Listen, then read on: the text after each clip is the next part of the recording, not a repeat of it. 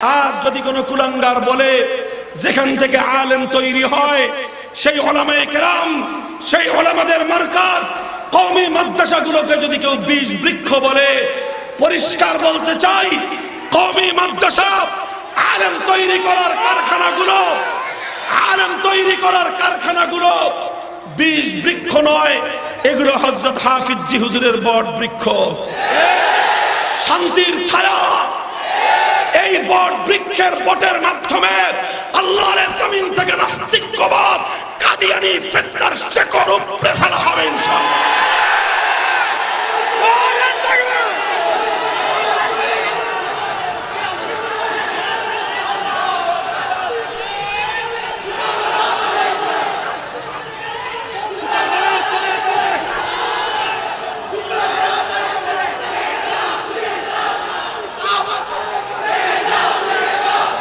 এটা উলামায়ে উম্মতের পক্ষ থেকে, পুরা উম্মতে মুহাম্মাদিয়ার পক্ষ থেকে স্পষ্ট ঘোষণা হলো, আজ নাস্তিকবাদের দোসর রাশেদ খান মেনন যেভাবে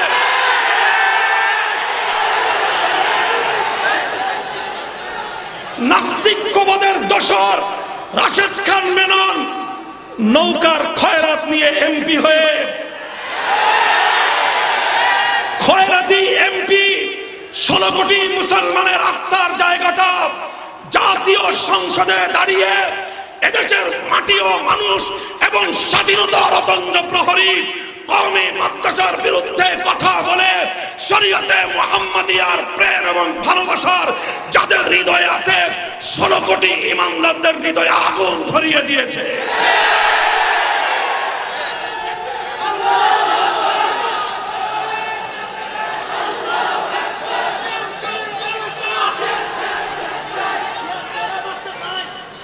পরিষ্কার কথা, কিয়ামত পর্যন্তের জন্য দ্বীন হকের প্র্যাকটিক্যাল নমুনা সাহাবাওয়ালা জিন্দেগি, কিয়ামত পর্যন্ত ইসলামী বিপ্লবের একমাত্র সহিহ মানদণ্ড সাহাবীওয়ালা নমুনা, বাতিলদের মোকাবেলায় একমাত্র সহিহ এবং হকের মানদণ্ড সাহাবীওয়ালা নমুনা। আল্লাহর পয়গম্বরের ইন্তেকালের পর যখন ভণ্ড নবী মুসাইলামাতুল কাজ্জাব নবুয়তের দাবি করে আমার পয়গম্বরের খতমে নবুয়তের সিংহাসন দিয়ে ধরে টান মেরেছিল, আবু বকর সিদ্দিক রাদিয়াল্লাহু আনহু খেলাফতের মসনদে বসা, তার নেতৃত্বে 10,000 সাহাবায়ে কেরাম শাহাদাতের শপথে বলিয়ান হয়ে মুসাইলামাতুল কাজ্জাবকে আল্লাহর জমিন থেকে বুকের তাজা রক্ত দিয়ে ধ্বংস করেছিল। কিয়ামত পর্যন্ত যারাই খতমে নবুয়তের সিংহাসনের দিকে চোখ তুলে তাকাবে, উম্মতের জন্য সাহাবীওয়ালা নমুনা হলো খতমে নবুয়তের দুশমনদেরকে খতম করবার পর তাদের দায়িত্ব শেষ হবে।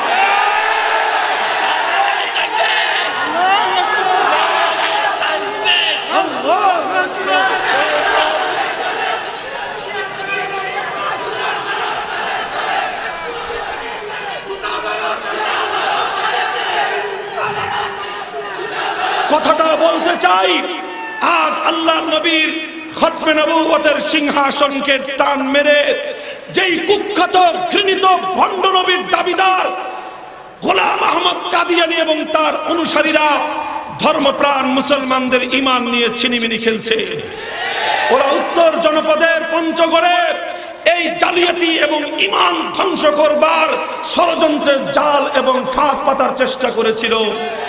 উম্মতের উলামায়ে কেরাম সাহাবীওয়ালা প্র্যাকটিক্যাল নমুনা নিয়ে পঞ্চগড়েও তারা দাঁড়িয়ে গেছেন, প্রতিবাদ করেছেন। প্রতিবাদ কানে নেওয়া হয় নাই, শাহাদাতের রক্তের মাধ্যমে ভণ্ড কাদিয়ানীদের ইস্তেমা পঞ্চাল করে দেওয়া হয়েছে।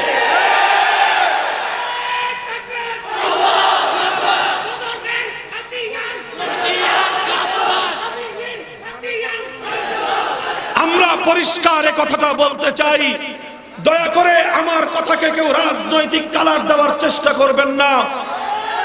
জাতীয় সংসদে রাশেদ খান মেনন খতমে নবুয়তের বিরুদ্ধে কথা বলে কাদিয়ানী সম্প্রদায়ের স্পষ্ট তাদের দালালি করে তাদের সাফাইকে খতমে নবুয়তের মসনদ সিংহাসনের উপর আঘাত করেছে।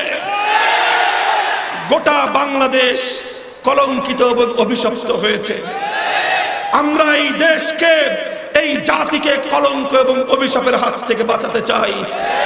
আমার ভয় হয় এদেশের জাতীয় সংসদে আমার নবীর খতমে নবুয়তের বিরুদ্ধাচরণকারী কুখ্যাত কাদিয়ানীদের পক্ষে সাফাই গাওয়া হলো, আর এ জাতি যদি তার যথাযথ প্রতিবাদ না করে যে কোনো মুহূর্তে আসমান থেকে গজব এই জাতির উপর নেমে আসতে পারে। আজ এই জাতির ভালোবাসা নিয়ে, দেশের প্রেম নিয়ে, এদেশের স্বাধীনতার অতন্দ্র প্রহরী হিসেবে স্পষ্ট ভাষায় বলতে চাই, যেই সংসদকে খতমে নবুয়তের বিরুদ্ধাচরণকারী কাদিয়ানীদের সাফাইকে অপবিত্র করা হয়েছে, আমরা সেই সংসদ থেকে খতমে নবুয়ত অস্বীকারী কাদিয়ানীদের অমুসলিম ঘোষণার রায় চাই, এই পাস করতে চাই।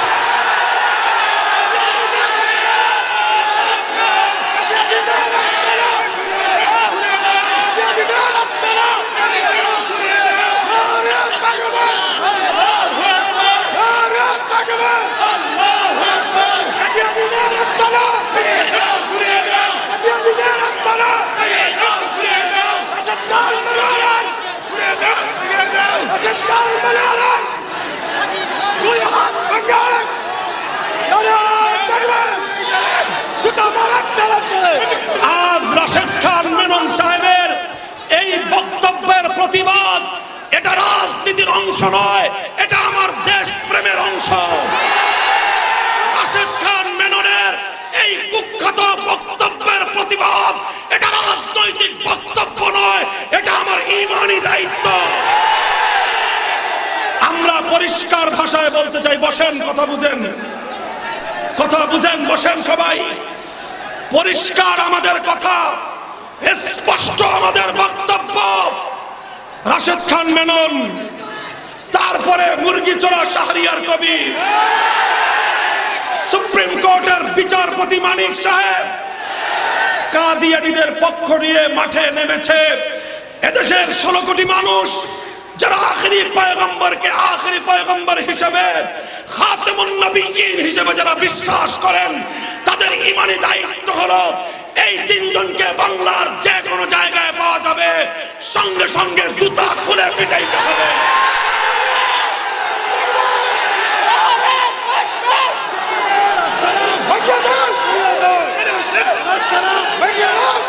বসেন।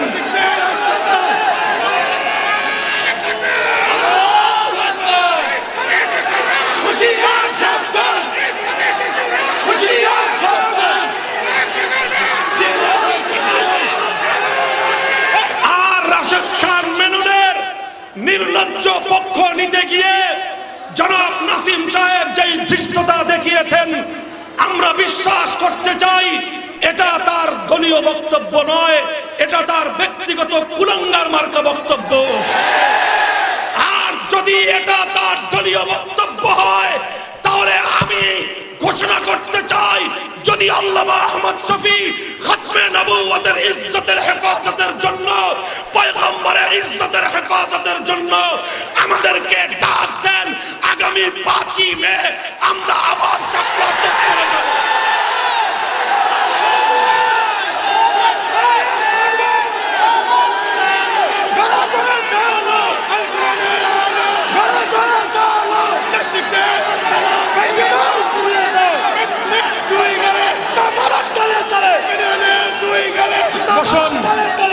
বসেন।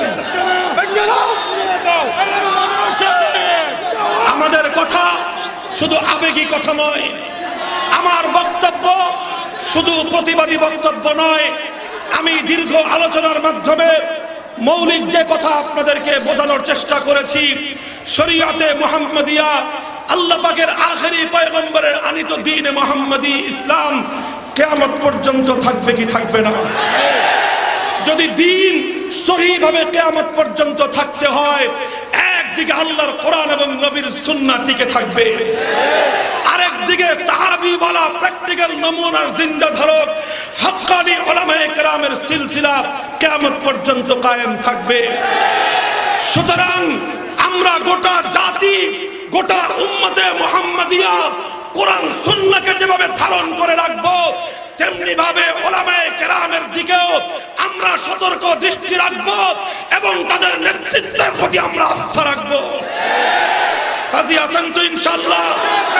এদেশের আলেম সমাজ আল্লাহর দ্বীনের জন্য, আল্লাহর কোরআনের জন্য, হেদায়েতের পথকে পঙ্কিলতা মুক্ত রাখবার জন্য যদি ইজতেমার ময়দানে ডাক দেয় যাবেন তো? যদি শাপলা চত্বরে ডাক দেয় যাবেন তো? যদি সংসদ ভবন ঘেরাও করতে ডাক দেয় যাবেন তো?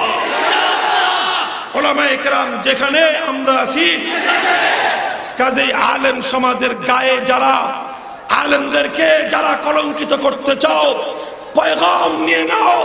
বাংলার 55,000 বর্গ মাইল অগ্নিগর্ভ।